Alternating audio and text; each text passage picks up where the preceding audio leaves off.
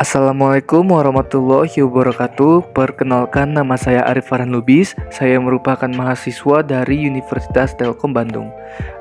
Di sini saya akan melakukan presentasi tentang seputar hubungan industrial. Dan video ini dibuat dengan tujuan untuk memenuhi tugas akhir mata kuliah hubungan industrial. Di sini ada pengertian hubungan industrial. Hubungan industrial adalah hubungan antara semua pihak yang tersangkut atau berkepentingan atas proses produksi atau layanan jasa di suatu perusahaan. Pihak yang paling berkepentingan atas keberhasilan perusahaan dan berhubungan langsung sehari-hari adalah pengusaha atau manajemen dan pekerja. Di samping itu, masyarakat juga mempunyai kepentingan, baik sebagai pemasok faktor produksi, yaitu barang dan jasa kebutuhan perusahaan, maupun sebagai masyarakat konsumen atau pengguna hasil-hasil perusahaan tersebut. Kemudian ada peran stakeholder hubungan industrial. Stakeholder itu aset penting ya teman-teman bagi perusahaan. Yang pertama ada manajemen. Manajemen perusahaan adalah para pemimpin perusahaan yang mempunyai tugas dalam memastikan setiap proses produksi berjalan dengan lancar dan baik. Kemudian ada owner. Pemilik perusahaan adalah pihak yang memiliki kewenangan penting di dalam hubungan industrial. Salah satu tugas dan peran pentingnya adalah memutuskan proses produksi usahanya. Kemudian ada karyawan.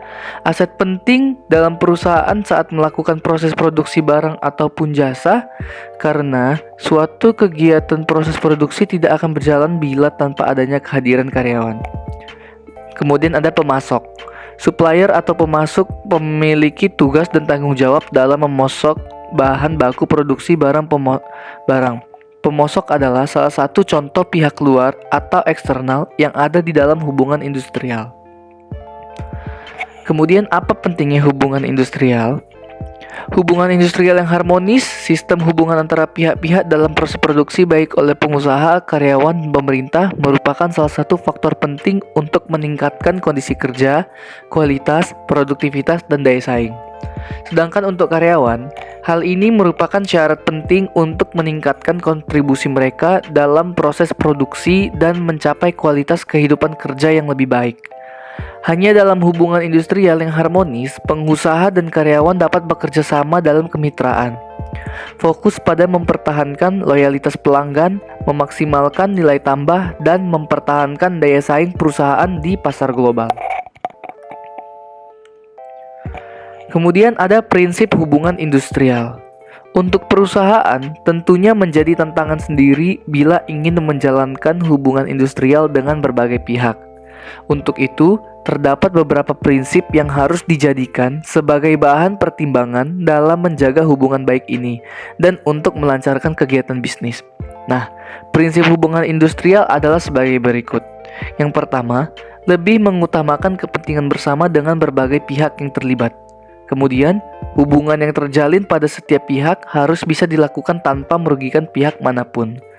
Kemudian, harus membagikan tugas dan fungsinya secara jelas. Kemudian mampu memperhatikan tingkat keamanan serta kenyamanan bekerja. Kemudian mampu meningkatkan proses produktivitas perusahaan dan mampu berorientasi pada tujuan perusahaan. Kemudian ada karakteristik hubungan industrial.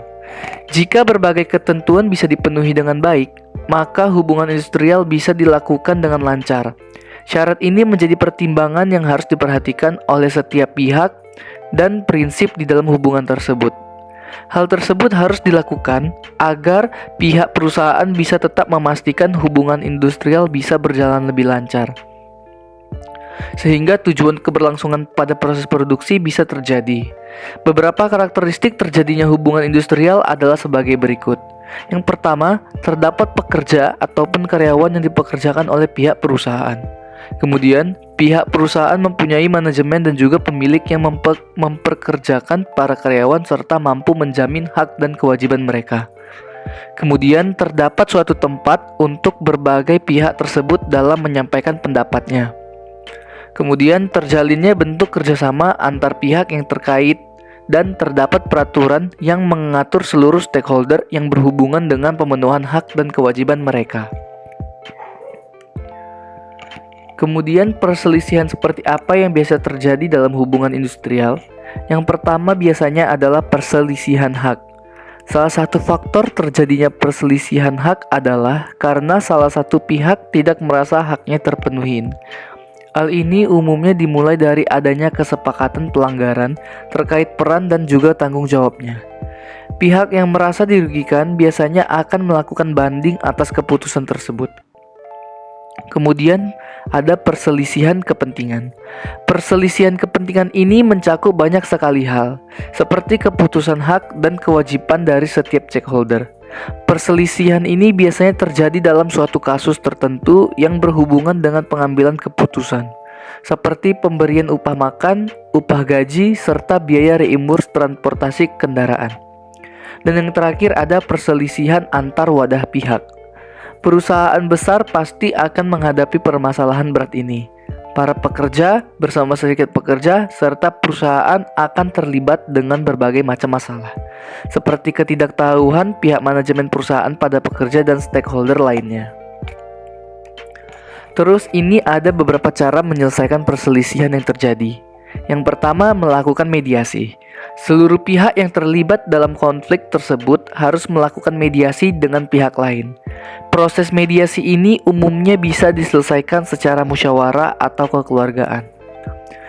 Yang kedua ada dengan melakukan konsiliasi. Memerlukan pihak ketiga sebagai pihak fasilitator. Bila ternyata konflik tidak bisa diselesaikan dan ada pihak lain yang tidak setuju dengan hasil yang sudah didiskusikan, maka bisa dilakukan kegiatan lanjutan. Kemudian yang ketiga ada arbitrase. Setiap pihak yang terlibat di dalam konflik harus bisa menyepakati proses dan hasil diskusi.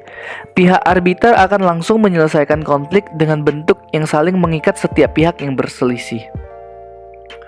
Kemudian ada melakukan perundingan.